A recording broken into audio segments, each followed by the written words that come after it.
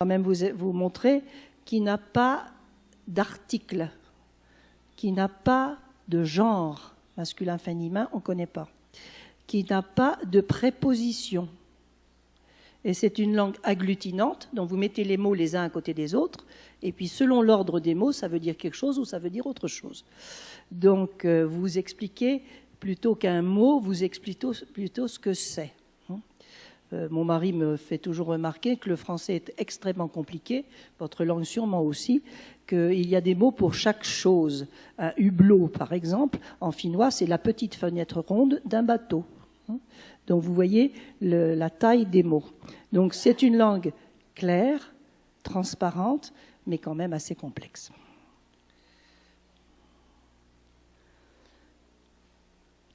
Ce qui a changé aussi par rapport à l'ancien système, c'est le rôle de l'enseignement.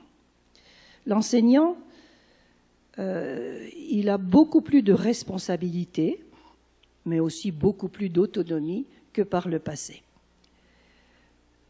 Son principal objectif, c'est que chacun de ses élèves réussisse. Et il se débrouille comme il veut, avec la méthode qu'il veut, mais il faut qu'il réussisse. Ensuite, alors ça c'est pour des raisons d'économie. Quand on a mis en place un système entièrement gratuit, il fallait bien supprimer certains postes. Donc la première chose qu'on a supprimée en Finlande, ce sont les inspecteurs. Tout le corps des inspecteurs n'existe plus. Il y a des inspecteurs dans les ministères, mais qui sont là pour aider, pour faire les programmes, pour la formation continue, mais il n'y en a plus, ils n'interviennent plus dans les écoles. Ensuite, on a supprimé le personnel de surveillance. Donc c'est l'enseignant qui fait cours et qui ensuite va surveiller les élèves dans la cour, qui va les conduire ensuite au réfectoire, qui va manger avec eux. Donc il y a un peu plus de travail pour les enseignants. Il n'y a plus de secrétariat, d'administration, c'est l'enseignant qui sera chargé de communiquer avec les familles, de remplir tous les papiers. Donc voilà, donc il y a bien sûr plus de choses à faire. Et en plus, on lui demande de dépister le plus tôt possible les difficultés d'apprentissage des élèves. Donc, c'est à lui de signaler l'enfant qui a des problèmes, l'enfant qui est dyslexique. On ne lui demande pas de connaître toutes les méthodes pour remédier et pour aider ses enfants, mais c'est à lui de dire « j'ai besoin d'aide, fournissez-moi un orthophoniste, fournissez-moi un psychologue, je n'en sors pas avec tel et tel enfant ». Donc, c'est le professeur, c'est le premier qui doit savoir dépister les problèmes. Alors, on a beaucoup parlé, au moment des études PISA, des acquis des élèves, et aussi, il y avait beaucoup de questions annexes. Et quand on regarde les différents pays, il y a de grosses surprises. Et on s'est aperçu que, en fait, les petits Finlandais, ils ne travaillaient pas beaucoup. C'était eux qui travaillaient le moins dans la journée, qui avaient le plus de vacances ou presque. Oh, peut-être les Français, ils ont beaucoup de vacances aussi. Et réussissaient bien. Alors, comment se passe le rythme scolaire? Et ça intéresse pas mal de pays. Eh bien, en général, les heures en Finlande n'avaient que 45 minutes. 45 minutes pour des activités concentrées, théoriques, et 15 minutes de récréation. Alors, ça se fait encore dans les petites classes du primaire, mais au plus l'enfant grandit, au plus l'enseignant, alors en général, ce n'est pas forcément l'enseignant lui-même, mais c'est l'école qui décide de regrouper. Par exemple, si l'enfant est capable de rester, alors il y a des écoles qui ont des leçons qui durent 75 minutes, il y en a qui durent 90 minutes, il y en a qui durent 60 minutes, donc il y a autant d'emploi du temps, vous voyez, c'est un peu compliqué. mais on pourra grouper différemment. Pourquoi? Pour avoir peut-être des pauses plus longues ou pour quitter l'école plus tôt. Donc, de toute façon, les enfants du primaire, la classe 1 à 6, ça correspond au primaire, ont 5 périodes de 45 minutes, peu importe si c'est regroupé ou pas regroupé. Donc, ils commencent à 8 heures et finissent à 1 heure, à 13 heures. Et il n'y a personne d'autre qui vient dans la classe, comme j'ai entendu que ça se faisait au Brésil. Une école, c'est pour une classe, c'est pas pour deux tours de classe. Vous direz, c'est parce qu'il n'y a pas beaucoup d'habitants en Finlande et il n'y a pas beaucoup d'enfants dans les classes. Les enfants du collège, donc des classes 7 à 9, ont eux une période de plus. Donc ils finissent leur journée scolaire à 14 heures. Et dans cette journée scolaire, il y a une demi-heure de pause pour le déjeuner qui est donné gratuitement à la cantine avec des repas chauds. Ce qu'on a vu aussi, c'est que l'école doit être un ascenseur social, donc par conséquent, famille favorisée ou pas défavorisée, il faut que tout le monde ait les mêmes chances. Donc on a supprimé, ou presque, les devoirs à la maison pour que les parents qui pourraient aider les enfants ne favorisent pas leurs enfants par rapport aux autres. Alors bien entendu, il y a des leçons, il y a des exercices à terminer, mais les enfants n'ont pas besoin d'aide pour cela, ils savent le faire eux-mêmes. Donc, professeur privé pour les écoles, ça n'existe plus. Les vacances et les week-ends, eh bien, pas d'interdiction de devoirs de vacances, interdiction de devoirs pendant les week-ends. Dans la journée, les enfants ne sont jamais livrés à eux-mêmes, ils ne sont jamais seuls quelque part. 1 heure de permanence, ça n'existe pas, mais si un professeur est absent, eh bien, le collègue prendra 2 classes, mais de toute façon, il y a toujours un adulte dans une classe et les enfants n'ont jamais de trou dans leur emploi du temps. Les professeurs, oui, par contre, ils en ont beaucoup. Donc, ça permet justement de prendre un tel ou un tel pour remplacer celui qui ne s'est pas présenté. Ensuite, c'est tout à fait autre chose, et je ne vous en parlerai pas beaucoup, sauf si vous me posez des questions, mais dans le secondaire qui n'est plus obligatoire, il n'y a plus de classe, mais il y a des modules comme à l'université, donc c'est un lycée modulaire. Donc là, il n'est pas question de dire combien d'heures il y a, puisqu'il n'y a pas de minimum, il n'y a pas de maximum, il y a un certain nombre de modules à réussir pour pouvoir passer le baccalauréat. L'enfant, alors ça c'est dans la constitution finlandaise, a le droit à 190 jours d'école. Les professeurs doivent 193 jours d'école, plus la formation continue, plus des réunions, etc. Mais si, je dis si, parce que la Finlande est un pays un peu spécial, il y avait une grève, alors je vois il y a peut-être des Français dans la salle, il y avait une grève des enseignants, hein, ça peut arriver. Je ne sais pas, au Brésil, vous ne faites pas de grève, vous aussi. Eh bien, il faudrait prolonger l'année scolaire du nombre de jours de grève qu'il y a eu. Et je me souviens alors moi, pendant toute ma carrière, hein, quand même presque 40 ans dans le même lycée, eh bien, en 1984, il y a eu une grève et nous avons dû travailler 3 jours de plus, reculer les vacances de 3 jours pour que les enfants aient leurs 190 jours de classe. Donc ça, c'est assez dissuasif, donc on ne fait pas grève.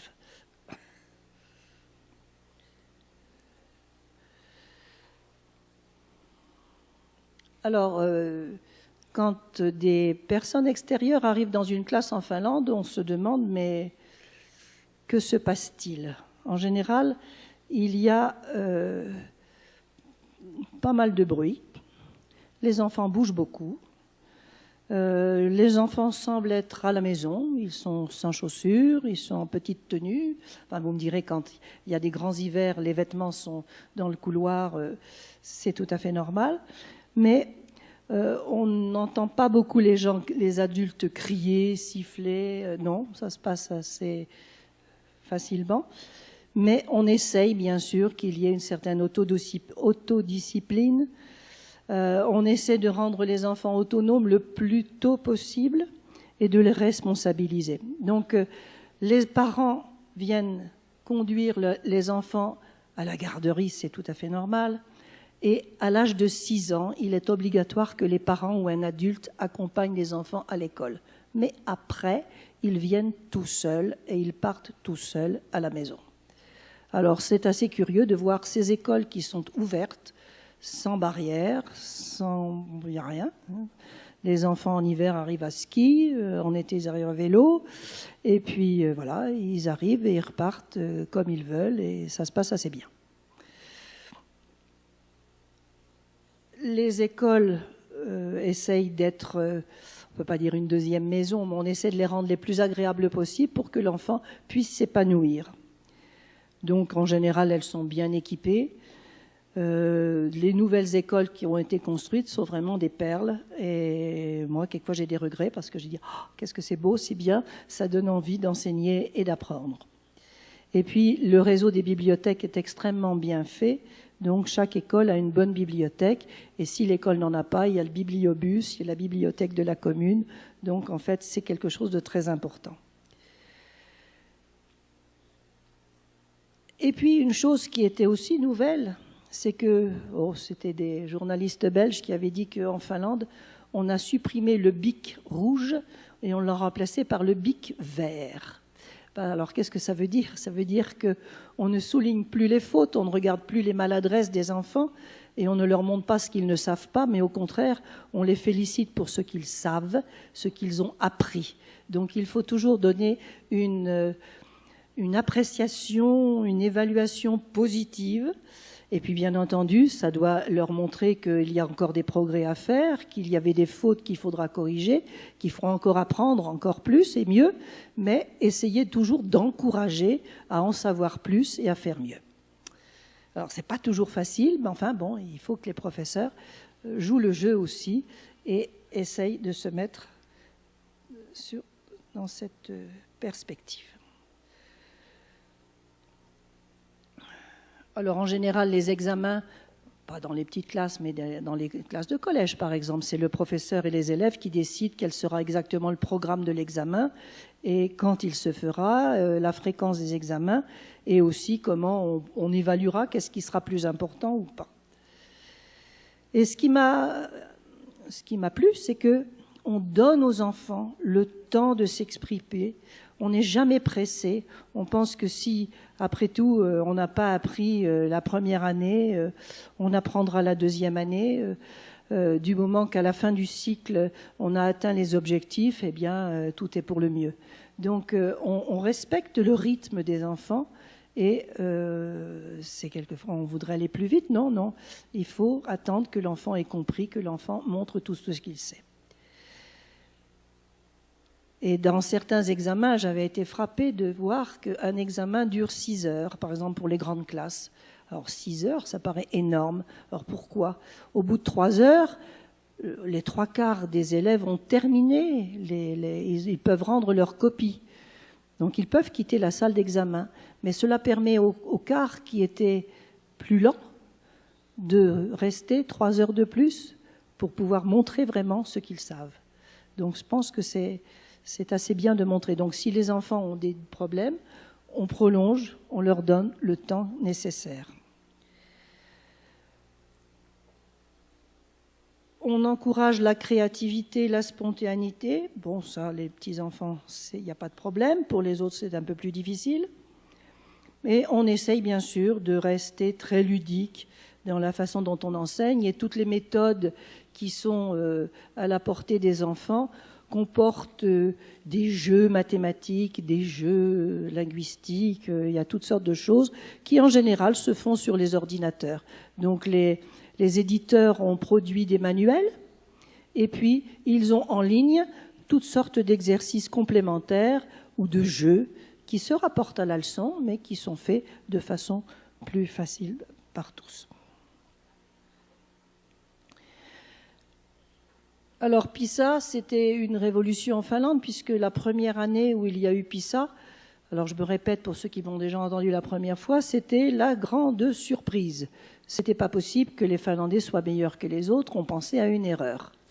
Donc la deuxième fois, on a dit « Ah, c'est vrai », et on a commencé à trouver des raisons autres que dans le système scolaire actuel, en pensant bien sûr aux traditions, à la culture des mères, à la lecture qui était quand même acquise depuis très longtemps, l'école obligatoire depuis très longtemps. Donc on pensait que c'était pour d'autres raisons que celles de la réforme scolaire. Mais cet effet, PISA a eu, surtout la troisième fois, un effet incroyable. C'est que les parents qui n'étaient pas toujours très contents de leurs enseignants et de ce qu'on faisait dans les écoles ont dû trouver qu'après tout, ça ne devait pas être si mal puisque la Finlande était première. Et puis, c'est que le métier d'enseignant qui a toujours été bien respecté, mais maintenant c'est devenu le métier le plus populaire. Donc, qu'est-ce que tu veux faire quand tu seras grand ? Tout le monde répond enseignant. Donc la recherche et les analyses ont essayé de voir, de ne pas se reposer sur les lauriers et de rester au même niveau, mais essayer de faire mieux, parce que bien sûr la Finlande avait un niveau, justement ce que les Finlandais pensaient, c'est que mais qu'est-ce que ça doit être dans les autres pays si la Finlande est première ? Parce qu'ils n'étaient pas satisfaits de leur niveau.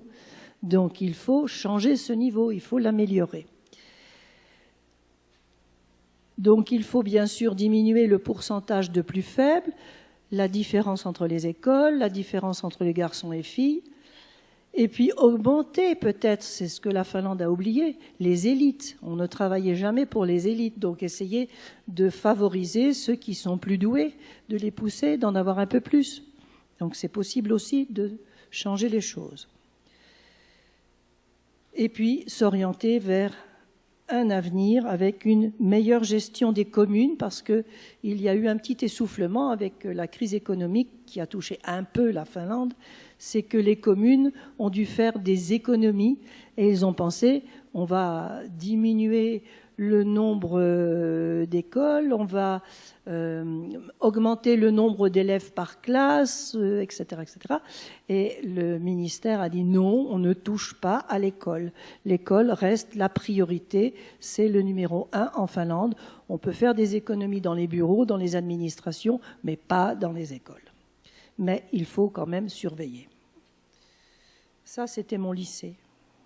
C'est pas mal.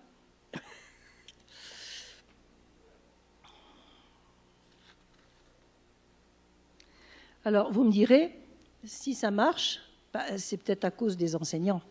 C'est-à-dire que là aussi, on a revu la formation des enseignants.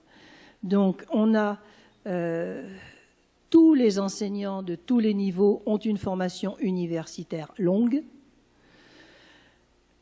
Donc, il n'y a plus les instituts pour les jardinières d'enfants, les instituts pour les professeurs des écoles. Il y a l'université pour tout le monde.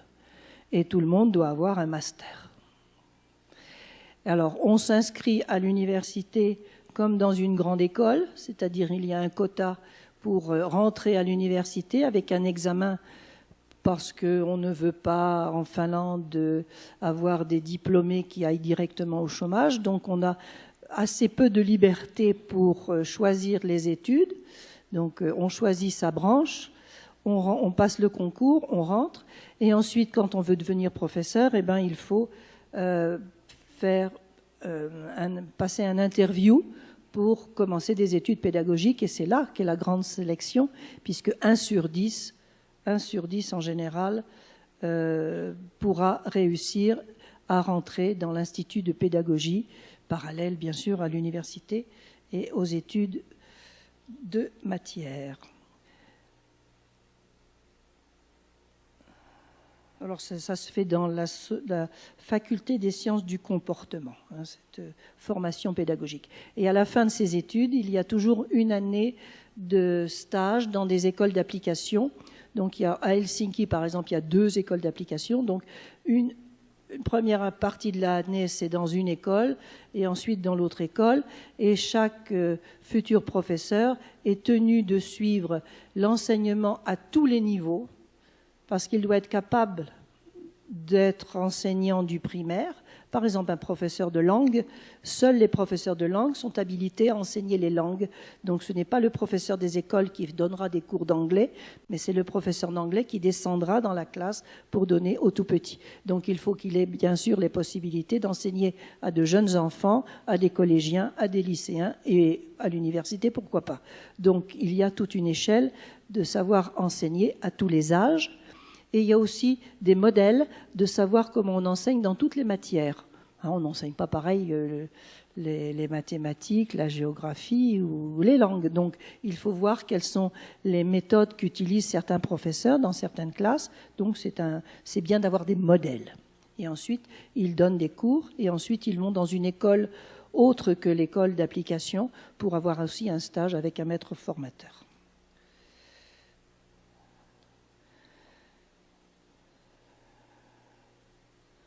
Donc je viens de dire ça. Maintenant c'est écrit. Et les professeurs ont toujours une double compétence. Ils doivent toujours enseigner 2 matières. Donc pour les langues, un professeur de français ne pourrait pas gagner sa vie avec seulement le français. Donc il fait français et allemand, ou français et suédois, ou français et anglais. Et puis, sauf la langue maternelle, toutes les autres matières sont regroupées.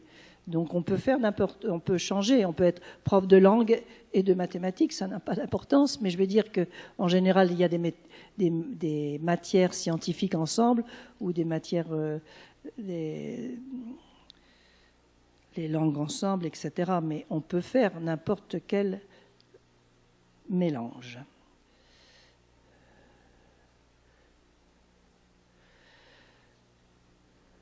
Alors, il y a quelques points sur lesquels je voudrais revenir. C'est le soutien, donc ça j'en ai parlé, l'orientation, j'en ai pas encore parlé, l'intégration des immigrés, et puis comment lutter contre l'échec scolaire, et surtout pas tellement l'échec, mais l'abandon des études. Alors, une personne a pris beaucoup d'importance dans le nouveau système, c'est le conseiller d'orientation, il y en a 2. Un pour le niveau collège et un pour le niveau lycée. Alors, celui du niveau collège est là pour montrer quels sont les métiers, quelle préparation on doit avoir pour différents métiers. Et elle fait venir, donc, dans ses cours, il y a 1 heure par semaine, conseiller d'orientation. Donc, on a des échanges avec la vie active. Et puis ensuite, les enfants devront aller dans des usines, dans des bureaux, faire des stages pour voir comment se passe le travail. Mais il doit aussi aider à mieux apprendre, parce que si l'enfant est un peu débordé, même si on ne lui demande pas beaucoup de choses, mais s'il est débordé, c'est à elle aussi de lui montrer comment on étudie, comment on apprend, quelles sont les priorités, comment il faut faire.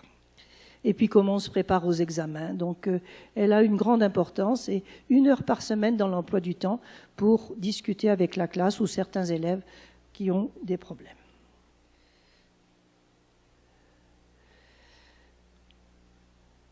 Les étrangers, je vous ai dit, sont en petite quantité en Finlande, et il n'y a pas de gros problèmes. Il y a des réfugiés politiques et il y a des immigrés.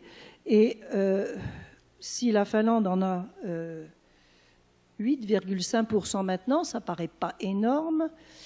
Ils sont tous groupés dans le sud de la Finlande, donc dans la capitale et les villes voisines, ce qui fait que dans certaines écoles, dans certains quartiers où les habitations sont un peu moins chères, on a plus d'immigrés, donc plus d'enfants dans les écoles. Et ça peut être quelquefois, donc on a demandé qu'il n'y ait pas plus de 50% des enfants dans une classe qui soit d'origine immigrée.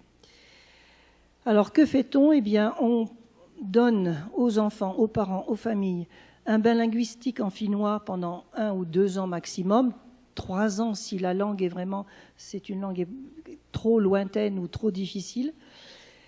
Ils sont entièrement pris en charge et ensuite les enfants vont dans l'école du quartier. On leur donne, je vous ai dit tout à l'heure déjà, 1 heure par semaine dans leur langue maternelle, et c'est ainsi que la ville de Helsinki met en place l'enseignement pour les étrangers de 51 langues. Alors je trouve que c'est pas mal pour la Finlande. Je ne sais pas exactement vous dire toutes ces langues, mais 51 langues, c'est quand même un bon échantillonnage. Donc on ne trouve pas les professeurs, bien entendu, mais on trouve des parents qui sont peut-être un peu plus éduqués et qui viennent faire la lecture, qui viennent raconter les traditions, qui viennent parler de la culture de leur pays 1 heure par semaine. Alors la population la plus importante, c'est bien sûr, ce sont les voisins, les Russes. Donc les Russes sont en grand nombre en Finlande, mais ce sont les Russes riches. Donc ce ne sont pas les familles défavorisées du tout. Ce sont des familles, des commerçants, des hommes d'affaires, des gens qui viennent.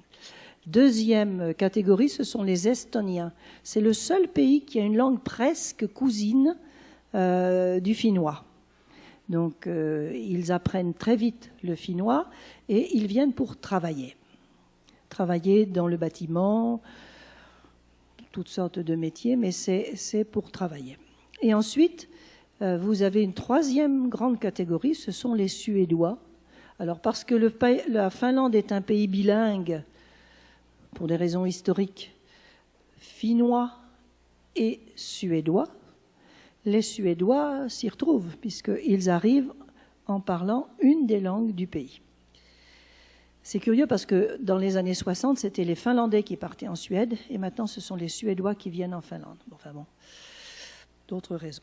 Et puis après viennent, alors il y avait à une certaine période des Chiliens, et il y avait des Maghrébins, il y a des Somaliens, et puis très peu d'Africains quand même, mais ce sont les Somaliens qui sont la plus grande minorité africaine acceptée. Et une chose que j'ai mis en caractère gras, l'Église et l'État en Finlande ne sont pas séparés. Donc il y a dans l'enseignement obligatoire, il y a enseignement de la religion.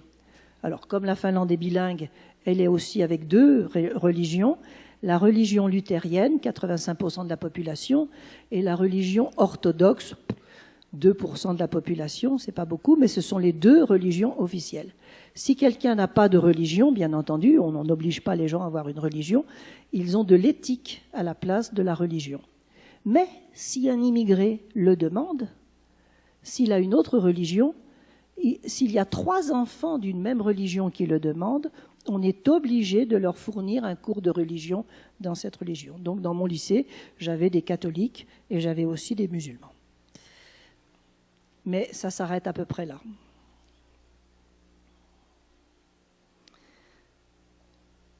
Alors, l'échec scolaire, eh bien, comme je vous disais, c'est peut-être la façon d'évaluer, c'est la façon d'aider de classe en classe tous les élèves qui fait qu'on peut dire qu'il n'y a plus d'échec scolaire.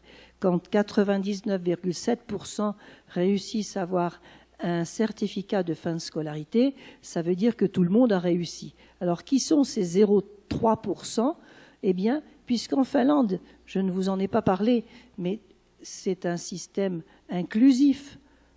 Tous les handicapés, tous les gens à problème sont comptés dans ce système. Ce sont vraiment des handicapés graves qui ne pourront pas, qui sont dans ces 0,3%. Mais normalement, peu importe les capacités d'un enfant, on a des objectifs différents, mais tout le monde a réussi la fin de la scolarité. Mais ce qui se passe après, c'est que arrivé au lycée, ça devient trop compliqué, ça devient trop difficile et on abandonne. Arrivé à l'école professionnelle, la même chose. On a mal choisi la branche, le métier, ça ne plaît plus, on abandonne. Donc maintenant, l'effort est porté sur le rattrapage, la meilleure préparation aux études qui vont suivre et surtout essayer de ne pas se tromper de métier et aussi de mieux préparer les études au lycée. Et ça, c'est un gros problème parce que le lycée modulaire est vraiment... On a pensé que les élèves réussiront mieux l'université, mais ils ne sont pas encore assez mûrs pour faire ce qu'on fait à l'université. Donc en fait, moi je trouve que ce n'est pas du tout une bonne réussite d'avoir ce lycée modulaire. Parce qu'on a pensé que les élèves allaient pouvoir faire en 2 ans et demi passer le baccalauréat. Donc ça permettrait aux gens les plus doués d'aller plus vite pour leurs études. Mais en fait, on s'aperçoit que c'est 3 ans qui est la durée normale. Mais comme on peut faire 4 ans, eh bien la majorité, un peu à la fois, passe le bac en 4 ans, au lieu de le passer en 2 ans et demi, comme c'était l'objectif. Donc ce n'est pas tout à fait mis au point encore. Alors, quelques chiffres. Moi, j'ai très peu de chiffres dans ma présentation. Mais il y a très peu d'études qui ont été interrompues dans le fondamental. Vous voyez, c'est vraiment minime. Pour quelles raisons? Sûrement des choses graves. Au lycée, un petit peu plus. Dans le professionnel, un peu plus. Et dans les unités, dans les instituts universitaires professionnalisés, vous le voyez, en dessous de 10%. Et quand même 6,4% à l'université. Donc ce sont ces chiffres-là qui inquiètent les Finlandais, parce qu'ils voudraient bien sûr qu'il n'y ait d'échec nulle part, que si on commence quelque chose, on le finisse. Et vous voyez que pour le 3e cycle universitaire, il y a 6% d'échecs. Je pense que ce n'est pas si grave que ça, mais ça serait bien que si on commence, on finisse avec un diplôme. Alors ça, c'est une erreur, c'est revenu. Alors, je ne sais pas, il y a peut-être questions, mais là, je vous montre les choses et puis après, nous discuterons. Les horaires pour les élèves, je vous ai dit, c'est 19 heures, donc c'est 19 fois 45 minutes. Ce n'est pas 19 heures, c'est 19 fois 45 minutes. Pour les classes 3-4, c'est 23 heures, 23 séances plutôt. Les classes 5-6, 24 séances. Et les classes de collège, 30 séances de 45 minutes.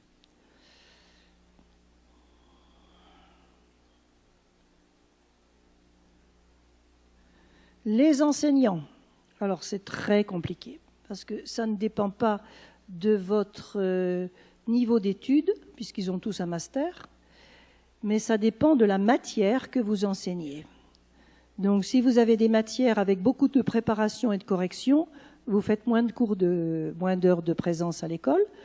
Donc c'est ainsi que les professeurs de lycée de langue maternelle ont 16 heures de cours, mais les professeurs d'option, où il n'y a pas de devoir à faire à la maison ou pas, ou presque pas, ont 23 heures. Donc un professeur de langue à 18 heures, un professeur de maths à 20 heures, enfin voilà. Donc c'est selon un petit peu plus au collège qu'au lycée, parce qu'au lycée, il y a plus d'examens et il y a obligation de s'occuper des épreuves du baccalauréat, de les corriger, etc. Alors, quelques petites particularités, puisque j'avais dit que c'était quelques caractéristiques du système finlandais. Eh bien, on essaye que les choses se passent le mieux possible à l'école. Et comme dans tous les pays, il y a quelques petits problèmes de violence, il y a quelques petits problèmes de harcèlement. Donc, on est très strict avec ça pour essayer, dès le plus jeune âge, de responsabiliser les élèves. Et on a lancé une campagne des chercheurs de l'université de Turku, l'ancienne capitale finlandaise, à faire une campagne pour sensibiliser les élèves et leur montrer que celui qui se comporte mal, avait tort. C'est pas la peine de l'applaudir, au contraire, il faut le dénoncer. Et ce sont les enfants entre eux qui commencent à discuter avant l'intervention des adultes. Alors, je vous annonce tout de suite après que j'ai fait un site sur lequel j'ai mis plein de renseignements sur la Finlande en français, et parce que je suis venue ici, j'en ai rajouté en anglais. Donc, vous vous débrouillerez après. Mais il y aura, par exemple, cette campagne qui est d'ailleurs tout en français sur le site de l'université de Turku, qui montre comment on peut, dans les écoles, essayer de limiter la violence et le harcèlement dès le plus jeune âge.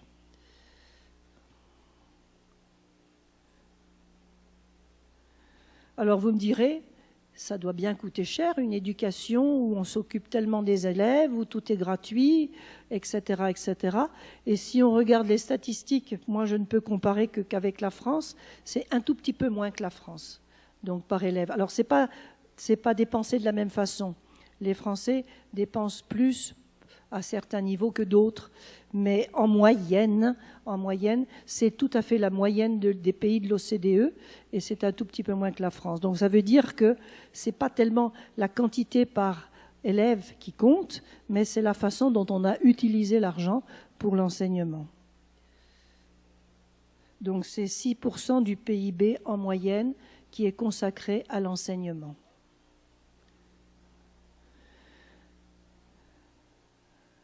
Alors, l'avenir, il faut toujours penser à l'avenir. Et qu'est-ce qu'il faut faire? Alors maintenant, il y a eu un petit choc à la dernière étude PISA. Les Finlandais n'étaient plus premiers. Alors bien sûr, quand j'ai vu que c'était Hong Kong, Shanghai, moi, je ne suis pas tout à fait pour leur méthode. Quand je vois le rythme scolaire, comment sont considérés les enfants, qui sont des enfants d'abord, et voir ce qu'on fait dans d'autres pays où on travaille à l'école, plus le soir, plus encore quelqu'un à la maison, on prépare l'examen. Non, les Finlandais ont fait ça de façon dilettante, et on leur demande de remplir des tas de papiers. Ils ont rempli PISA comme ils remplissent le reste. Ils ont fait ce qu'ils montraient, donc brillant ou pas brillant, ils ont bien joué le jeu. Donc les chercheurs ont dit, mais oui, mais maintenant, attention, on a perdu notre place, il faut la regagner. Donc il faudra lancer des méthodes nouvelles, il faudra faire quelque chose de différent pour motiver, aller plus loin, parce que la Finlande s'est peut-être un petit peu endormie sur ses lauriers en disant on est les meilleurs, et puis il y en a qui ont un petit peu soufflé, hein, ils n'ont pas fait les efforts nécessaires pour faire encore mieux. Donc il faudra augmenter la motivation, augmenter l'utilisation des technologies informatiques dans l'enseignement, apprendre à apprendre pour la vie, ça je l'avais déjà dit, augmenter le bien-être, prendre plaisir à apprendre, hein, ce n'est pas une corvée d'apprendre, au contraire, c'est bien, développer la citoyenneté active et l'esprit d'entreprise, ça manquait un petit peu aux Finlandais. Maintenant on leur dit, créez votre entreprise, donc il faut dès l'école leur apprendre que on trouvera du travail si on le fait, ce travail. Il ne faut pas attendre que ça tombe du ciel. Et respecter, insister encore un peu plus sur la culture de son propre pays ou du pays des autres, mais la culture doit avoir une grande part. La créativité, l'innovation et le développement durable. Vous voyez, c'est un beau programme. Alors maintenant, j'espère que ça peut se faire sous forme de conversation, parce que je n'ai pas tout dit, hein, c'est exprès. Il faut que vous ayez des choses à me demander. Alors, merci, mais j'attends maintenant vos questions.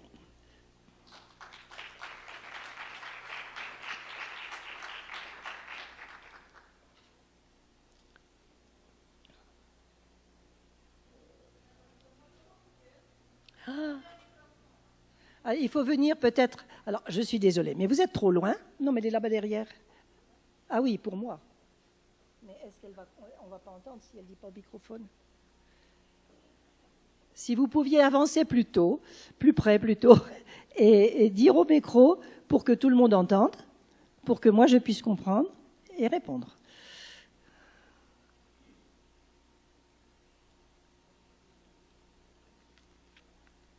Si.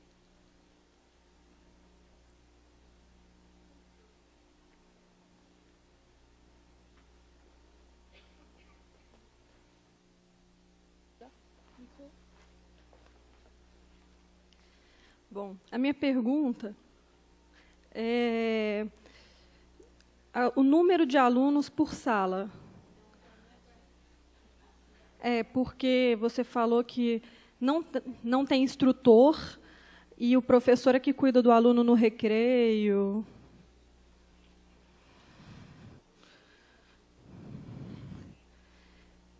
Então, a quantidade de alunos deve ser menor por classe.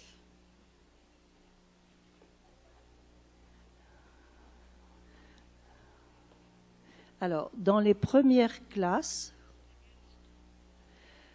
de l'enseignement, c'est-à-dire à l'âge de 6 ans, il ne faut pas plus de 20 enfants par classe. Et en général, l'enseignant a une assistante. Mais après, quand on commence l'enseignement primaire, le maximum d'enfants est 24. Mais s'il vient un enfant de plus, on ne peut pas faire une classe supplémentaire pour lui. Donc ça dépend vraiment de la région et vraiment de l'école. Non, mais il peut y avoir un assistant pour plusieurs classes. Pour certaines activités, on peut avoir un assistant, mais pas pour toutes les matières. Oui. Et quand on arrive au collège, 7, 8, 9, les classes 7, 8, 9, le maximum par classe est 32 élèves. 32. Mais si vous visitez les classes en Finlande, c'est ce que ont fait tous les journalistes français, ils ont dit, mais ils ont de la chance les Finlandais, il n'y a que 16 élèves par classe. C'est parce qu'il n'y avait pas assez d'enfants dans l'école. Il y a un manque de natalité en Finlande. Donc, résultat, en ce moment, pour faire des économies, on supprime toutes les écoles fondamentales de la classe 1 à 9.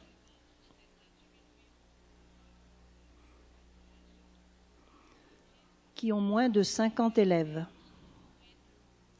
Alors, on supprime 1, 2, 3 écoles et on en construit une 4e pour regrouper tous les enfants.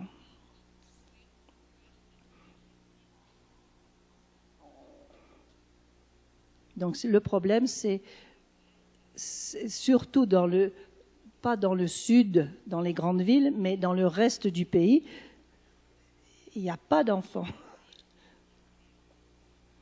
Ou très peu.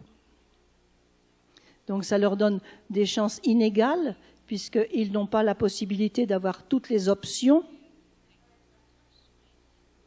Et c'est la raison pour laquelle la technologie permet aux enfants de suivre certains cours par visioconférence avec l'Internet pour pouvoir quand même participer à certaines matières.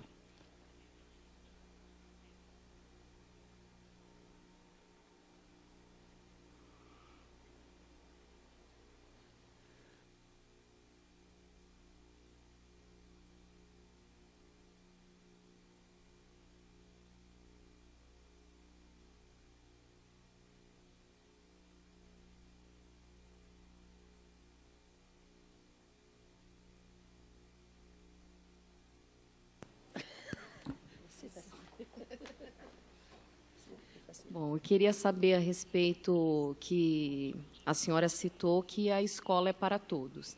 Com relação às crianças que possuem deficiências mais severas, em quadros em que necessitam de um atendimento médico especializado, de que forma esse atendimento é feito, quais os tipos de deficiências, né, presentes na escola e quais as adequações curriculares são realizadas?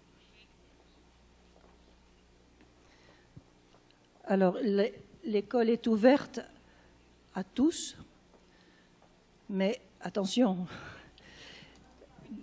dans certaines villes, il y a des écoles spéciales pour les sourds, pour les aveugles, pour les handicapés graves. Et bien sûr, dans ce cas-là, les enfants vont dans ces structures. Mais si dans une commune, il n'y a pas la structure, l'enfant sera scolarisé dans l'école du quartier avec une aide particulière pour l'aider. Et bien sûr, il y a des structures médicales dans chaque région, mais Mais si c'est simplement un handicap physique, il n'y a pas de problème. Il sera aidé par une assistante dans la classe tout à fait normale. Et les enfants qui ont des difficultés d'apprentissage autres que la dyslexie, il y en a, ils seront plus souvent avec le professeur spécialisé que le reste de la classe, sauf pour des activités de sport, plutôt récréatives. Donc il y a dans l'école une petite classe à côté de la classe de classe. Mais on veut que ça se fasse en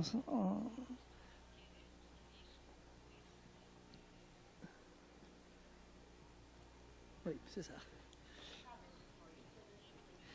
Mais une chose que je peux dire maintenant, c'est que si un enfant a des troubles assez graves et a besoin de médicaments, il ne peut pas être à l'école. Il sera obligatoirement à l'école de l'hôpital des enfants. C'est seulement sous contrôle médical du médecin qu'il recevra des médicaments parce qu'il est superactif, parce qu'il a des troubles un peu plus graves. Donc, les professeurs ne connaissent pas est-ce que les enfants prennent des médicaments ou pas, c'est pas possible. On les met.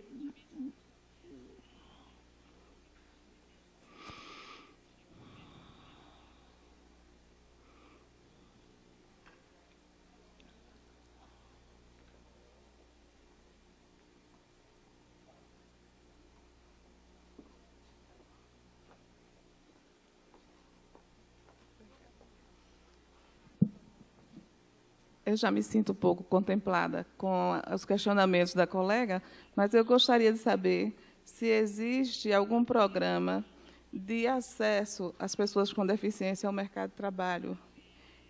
E como que isso acontece? Eles são absorvidos pelo mercado de trabalho? Qual a sistemática para que eles possam estar também sendo inseridos?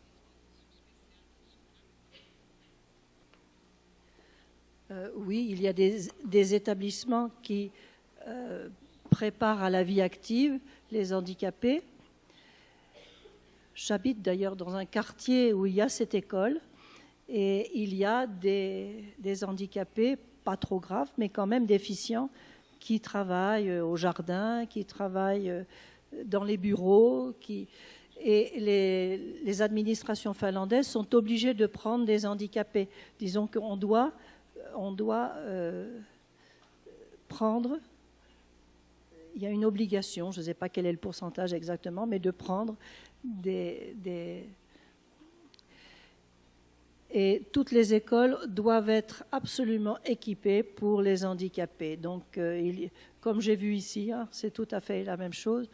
Donc, tous les transports en commun, toutes les administrations, tout doit être d'accès pour tous.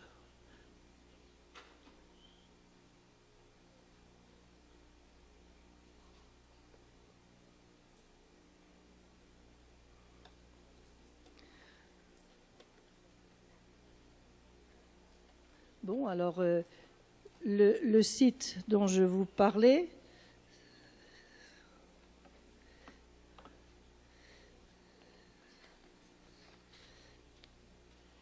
on l'écrira peut-être sur le forum. Oui, je ne peux pas écrire.